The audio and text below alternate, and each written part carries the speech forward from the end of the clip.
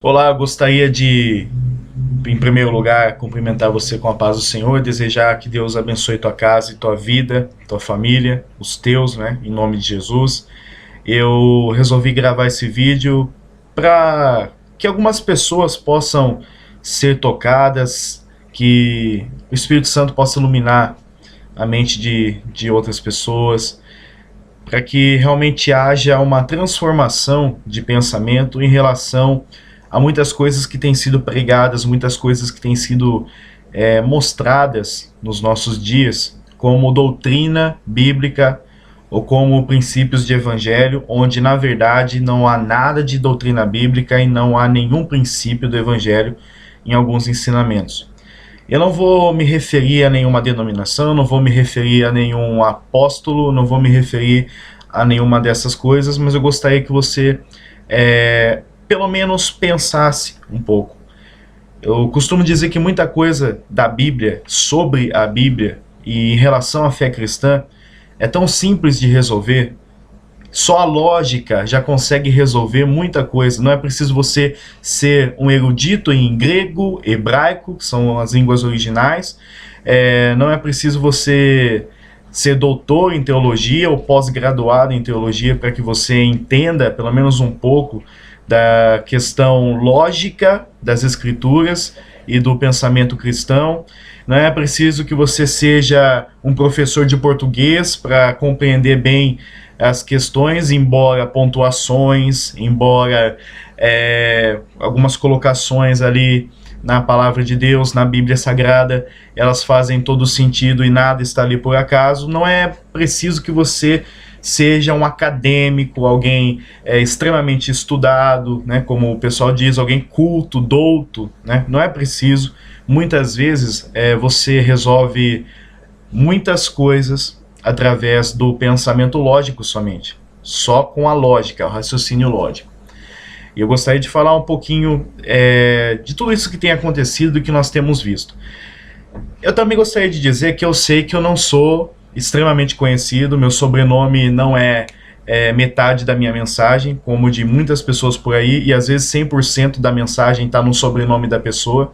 Eu não vou mudar a minha geração toda e não pretendo ser um ícone de nada, e também sei que não vou ser ouvido por milhares e milhares, dezenas de milhares de pessoas, mas eu tenho a convicção de que o ide por todo mundo e pregar o evangelho a toda criatura, quem crer e for batizado será salvo, ainda é algo que está em atividade, em operação nos nossos dias. Então o quem crer ainda é uma possibilidade palpável, notória e real nos nossos dias, esse quem crer, né? E então é para quem crê, é para quem quer transformar a sua mente na renovação do entendimento, para experimentar a boa, perfeita e agradável vontade de Deus. São para pessoas assim. Então, muita coisa se resolve no raciocínio lógico apenas. Você não precisa ser um erudito para que você descubra, né, a real intenção do evangelho, a real intenção de quem escreveu algumas coisas, tanto para entender o evangelho como para decifrar também falsas doutrinas e pessoas que estão aí travestidas de ovelhas, mas por dentro são lobos devoradores. Em primeiro lugar, eu gostaria de dizer que é necessário que você tenha uma relação com Deus, que você tenha uma relação de conhecimento da palavra de Deus, senão você não vai ter muito êxito nisso. E somente o conhecimento do evangelho, o conhecimento básico do evangelho. O evangelho não é complicado, quem complica é o homem. O evangelho é uma coisa muito simples, extremamente simples, e só é baseado em 2 mandamentos: amar a Deus acima de todas as coisas e com toda a tua alma, com todo o teu entendimento, com todas as suas forças, e amar o próximo como a si mesmo. É o princípio, é a base de todo o evangelho, é o amor de Deus. Deus é amor. Mas existem algumas coisas, algumas heresias, alguns ensinos falsos, algumas doutrinas de homens, quando não de demônios, que entram no nosso meio e que muita gente julga quem é contrário a tudo isso como azedo, como arrogante, como dono da verdade, como alguém que está acima de toda a verdade. Mas não é verdade. Se nós olharmos para a história da igreja, e eu estou gravando esse vídeo para incentivar você a pesquisar sobre a história da igreja. Se nós olharmos na história da igreja, nós vamos ver uma era apostólica, depois uma era de pais da igreja, e depois de reformadores, depois de, entre aspas, grandes avivamentos ou avivalistas, como muita gente chama, embora eu pense que o Espírito Santo é um avivalista e é o maior e é o único avivalista, para dizer não somente o maior, mas o único avivalista. As pessoas, e homem nenhum tem o poder de ser um avivalista. Quem produz avivamento é o Espírito Santo através do quebrantamento e através da pregação da palavra de Deus. Então, avivalista, para mim, é um termo que não se encaixa a qualquer homem ou a nenhum homem, né? E, para ser sincero e falar a verdade, se você pesquisar a história da igreja, você vai já matar muitas polêmicas, acabar com muitas heresias e vai discernir já muita coisa. Em primeiro lugar, conheça Deus, conheça o Evangelho, conheça a Palavra de Deus, e depois, se você partir para a história da igreja, desde o início, uns dizem que a igreja nasceu na cruz, outros dizem que a igreja nasceu em Atos capítulo 2 com o derramar do Espírito Santo. Não vou me ater a isso aí. O que eu quero dizer é que a partir do momento que ela foi gerada, que ela nasceu, por assim dizer, se é que nós podemos usar esse termo, ela tem uma história. E você faz parte da igreja hoje, faz parte dessa história. Você tem que olhar para trás e ver o que foi pregado, o que foi ensinado, como se portavam e tudo mais.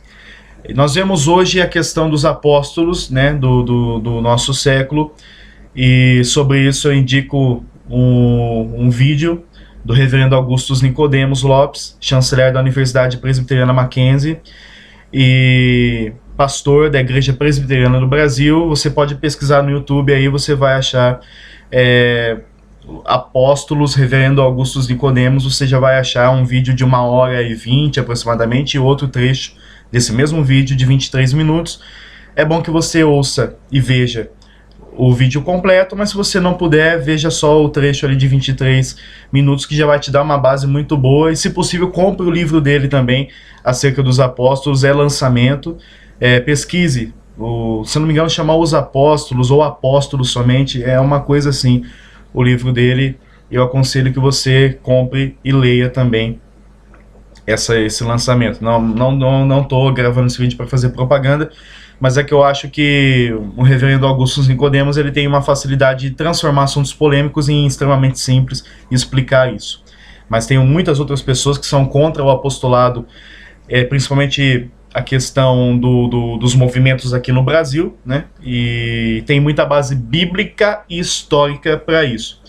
Então, a igreja vai começar com a questão dos apóstolos, né? Pedro, Tiago, João, Paulo. Os apóstolos que serviram tiveram um ministério totalmente agraciado por Deus, cheio de maravilhas, de milagres, e que doutrinaram a igreja, que traçaram as diretrizes e que deram um norteamento para a igreja, para ela seguir o seu rumo sem contaminação e discernindo o que é certo ou não. Vale a pena ressaltar que muitos naquela época, como os crentes de Bereia, né, foram louvados por atitudes de ouvir palavras de apóstolos, como Paulo, por exemplo, e anotar para ver se realmente estava sendo pregada a verdade, se condizia com aquilo que já havia sido anunciado pelos profetas e o que nós chamamos hoje de Antigo Testamento, a lei, enfim, todo esse compêndio aí que nós chamamos hoje de Antigo Testamento, de leis, profetas, os salmos, os livros poéticos, né? Enfim, não vamos entrar na área teológica desse compêndio, né, que forma o Antigo Testamento. E eles já anotavam. Então, imagina, Paulo louva esses cristãos, né, dizendo que a atitude deles é correta. Ele de modo algum diz, olha, vocês duvidam da autoridade de um apóstolo, vocês escrevem isso porque acham que a gente está enganando vocês, olha, cuidado, não julgues, hein? Ou não julgueis, né? Para que não sejais julgados, vocês não podem fazer isso, se vocês anotarem aí, vocês estão dizendo que estão duvidando, então não pode fazer isso. Então, é uma questão bem delicada essa, né? Muita gente diz... eu ouço isso particularmente, que eu sou uma pessoa azeda, chata, isso e aquilo, E sei que muita gente pensa isso também de mim, não tem coragem de dizer, mas enfim. E pensa de muitas outras pessoas, de muitos outros azedos, muitos outros chatos que somente têm um pouquinho de zelo pela doutrina bíblica. Somente isso. Então, se você for ver a era apostólica, que foi aquela era mesmo que o Espírito Santo foi derramado, foi visto ali línguas repartidas como de fogo, que pousaram sobre cada um deles, ou repousaram sobre cada um deles, e eles pregaram em Jerusalém, Judéia, Samaria, até os confins da terra, e Paulo foi apóstolo dos gentios, e tem toda aquela questão. Logo após entra os pais da igreja, e que foram divididos em 3 classes.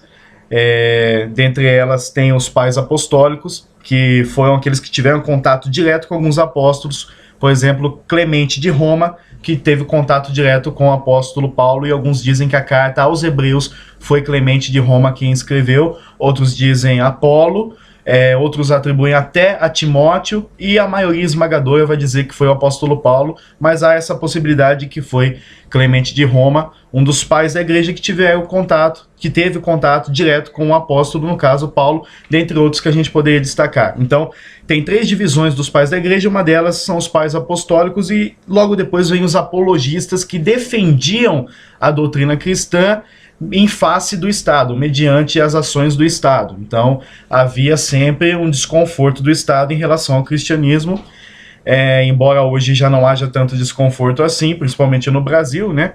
Em alguns países ainda há um extremo desconforto, uma extrema guerrilha, por assim dizer, e proibição da Bíblia, proibição da pregação do Evangelho, proibição de tudo isso. E nós ainda somos muito relaxados aqui no Brasil e temos muita comodidade, né? Talvez se já houvesse um pouquinho mais de perseguição, a gente não teria tempo para tanta picuinha, assim, e para tanta guerra de... Por que não dizer ideologias ministeriais também, né?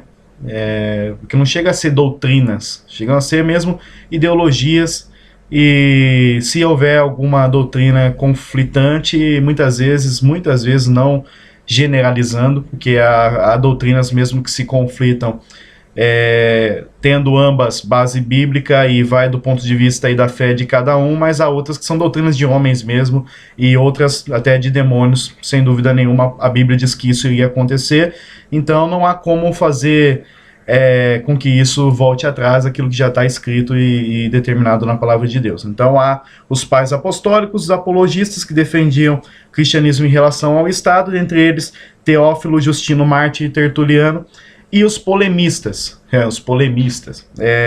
que combatiam doutrinas falsas e heresias, que dentre eles podia se destacar o próprio Tertuliano, que também estava na classe dos apologistas, e Cipriano e Orígenes.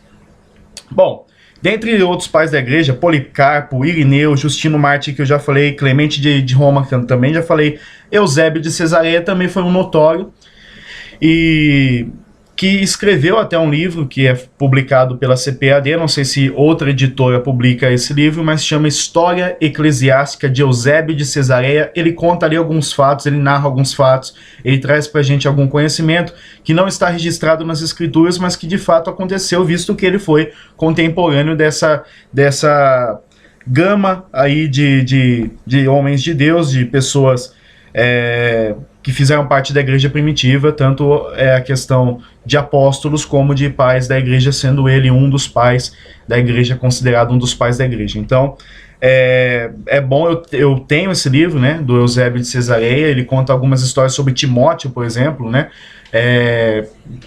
ou melhor, sobre Tomé, né, falando ali algumas coisas que a Bíblia não relata e que são muito interessantes, como uma visita que ele fez a um príncipe, e Deus curou ali aquele príncipe que não viu Jesus, mas creu em Jesus, né? Até há uma história de uma carta que Jesus recebeu deste príncipe, e Jesus respondeu também essa carta. Enfim, tem muita coisa boa, né, que não está registrado na Bíblia, e tem os seus motivos, e não implicaria na questão da salvação, não mudaria muita coisa, só acho que são histórias válidas, relatos de pessoas que são de confiança, pais da igreja, e coisas que realmente aconteceram, vale a pena você acompanhar. E o porquê eu estou falando tudo isso? Porque é interessante que você conheça a história da igreja, para que você não fique pensando que o irmão, por exemplo, é extremamente chato ao não concordar com determinadas modinhas que tem por aí, né, os chamados modismos, somente porque ele é chato mesmo, porque ele quer discordar de tudo, é do contra, é azedo, é amargo, mas a gente tem que pensar, primeiro, se tem base bíblica. Né? Se tem base bíblica. Não tendo base bíblica, já deveria ser mesmo extinguida a possibilidade de colocar no seio da igreja, nos nossos púlpitos, essa questão, seja ela uma literatura, seja ela o ensinamento de alguma pessoa, uma pregação, enfim, já seria motivo de deixar de lado. Porém, o que se faz nos dias de hoje é que se pega um versículo isolado para dar base à heresia, à doutrina falsa, à doutrina às vezes de demônios, né? Lembrando que Satanás é conhecedor da Bíblia muito mais do que muitos cristãos, ou muito mais do que todos nós, né? Ele conhece porque tem um poder de armazenamento na sua memória de conhecer tudo por ser um anjo caído, tem um poder sobrenatural de armazenar tudo na sua mente, né? De ter esse conhecimento fácil das coisas e armazenar. Ele pode muito bem conhecer a Bíblia de Gênesis, Apocalipse, de capa a capa e tudo o que tem dentro, porém ele não tem a possibilidade de ser chamado filho de Deus, como nós, em Cristo, e não tem o Espírito Santo para iluminar acerca do verdadeiro sentido, do verdadeiro significado. Tanto é que na tentação de Jesus ele usou a palavra, e Jesus também usou a palavra, né? Então foi palavra contra palavra ali, de um modo, entre aspas, né? De um modo figurativo ou figurado, para você entender aqui. Foi dado palavra em resposta, palavra na questão dos desafios, das tentações ali, realmente coisas que estavam escritas na Bíblia, mas Satanás não soube usar o espírito daquela palavra, mas Jesus conhecia bem o espírito das Escrituras e pôde combater ali alguém apresentando para ele versículos, né, ou textos isolados dos seus contextos e tudo mais, e ele respondendo, mas também está escrito, e dava o ultimato, a última palavra, o veredito, e já aniquilava aquela tentação, e foi assim que Jesus venceu. Então o diabo conhece muito bem as Escrituras. Então não adianta alguém vir com um versículo isolado, isso e aquilo, e dizer, olha, está aqui na Bíblia, viu? Está escrito aqui, então vamos fazer isso, esse ato profético, vamos fazer isso e aquilo, porque está aqui na palavra e tudo mais. Está aqui na palavra, mas está dentro do contexto? Faz sentido isso? Está de acordo com aquilo que é o espírito do Evangelho? Toda a palavra de Deus, toda a Bíblia, de Gênesis a Apocalipse, ela só pode ser interpretada por Cristo e em Cristo. E como muitos pastores que eu gosto e admiro muito, tenho muito sincero respeito, dizem, a chave hermenêutica das Escrituras, ou seja, a chave de toda a interpretação das Escrituras é Cristo. Que foge disso não faz sentido. Se você tirar Cristo da Bíblia, a Bíblia é apenas mais um livro, mais uma literatura, e não faz sentido. Ele é o verbo que se fez carne, ele é Deus. Só faz sentido se tiver Deus. Se não tiver Deus, não faz sentido. Então, os pais da igreja, né, que foram depois dos apóstolos, e depois dos pais da igreja, os reformadores. E a gente poderia citar muitos: John Knox, Wycliffe, Martim Lutero, John Hus, João Calvino, e dentre outros que a gente poderia citar aí, que fizeram essa obra de reforma, tendo o estopim em Martim Lutero, né? Tanto é que a gente fala de reforma protestante, automaticamente a gente já lembra de Martinho Lutero. Por causa disso, foi um dos ícones mais famosos, mais conhecidos, mais expressivos, por assim dizer, melhorando mais a linguagem, né? Foi um dos mais expressivos em toda a história da reforma protestante. Então pense bem naquilo que está sendo pregado hoje, e eu convido você a ver, analisar, estudar a história da igreja, e você entender que desde o começo não foi assim. Então não faz sentido, por exemplo, muitas coisas, muitas revelações que alguns dizem ter, não é? Levantar apóstolos nos dias de hoje. Mas é porque está escrito que Deus deu uns para apóstolos, então hoje em dia também cabe apóstolos. Será que cabe mesmo? Será que cabe mesmo? Será que Apocalipse 21:14, por exemplo, que diz que o fundamento da cidade celestial são 12 apóstolos, o nome dos 12 apóstolos, e são o nome dos 12 apóstolos, não de centenas, de dezenas, de milhares de apóstolos. Não, são dos 12 apóstolos. Será que isso faz sentido para os dias de hoje? Será que realmente tem apostolado nos dias de hoje? Será que faz sentido hoje? Será que tem novos doutrinadores da igreja que vão trazer doutrinas novas? Será que vão ter outras pessoas que vão trazer novas diretrizes para a igreja hoje, em 2015, por exemplo, no ano que nós estamos, no século 21? Será que faz sentido Deus revelar para nós doutrinas de prosperidade que não revelaram aos pais da igreja, que não revelaram aos apóstolos, que não foram reveladas aos reformadores? Será que faz sentido hoje? Será que nós somos maiores, melhores, superiores aos nossos irmãos que foram mortos no Coliseu, por exemplo, que iluminaram as ruas de Roma sob o domínio do tirano, né, da tirania do imperador Nero em Roma, quando foram queimados, feitos tochas vivas ali para iluminar a cidade? Será que faz sentido isso? Vamos pensar um pouco na questão do bom senso, na questão da lógica primeiro, depois se aprofunde na palavra, e se ainda não encontrar Deus falando nada com você ali, que eu acho impossível sobre isso e sobre tantas outras coisas, dê uma pesquisada na história da igreja. E você vai ver que a igreja sempre teve que combater falsos ensinos, falsos apóstolos e pessoas que queriam trazer para si títulos, né, que não pertenciam a eles. E por último eu deixo uma mensagem de que Jesus, sendo Deus, não teve por usurpação ser igual a Deus, mas aniquilou a si mesmo. Foi obediente, né? Foi tomando ali a forma de servo, foi obediente até a morte, morte de cruz, pelo que Deus o exaltou soberanamente. Tem todo esse texto que nós conhecemos bem. E se ele não teve por usurpação ser igual a Deus, sendo Deus, por que é que nós, homens, temos que ter por usurpação, tomar títulos que não nos pertencem? Porque, na verdade, hoje, apostolado, pastorado, a questão do episcopado, né? Episcopado, tem sido apenas títulos, né? Se você é diácono, você não tem expressão nenhuma. Se você é um cooperador, você não tem expressão nenhuma. Se você é um evangelista, você não tem expressão nenhuma, porque são títulos. Hoje, a questão é hierárquica, né? Não é ministerial. Então, diaconato, a questão do evangelista, os cooperadores deixaram de ser ministérios. São, na verdade, degraus onde você tem que galgar posições mais elevadas até ser um vice-deus, né? E sabe lá o que é que vai ter aí, porque a gente já tem apóstolo, patriarca, há rumores, como diz o próprio reverendo Augusto Nicodemos Lopes, de que alguém quer ser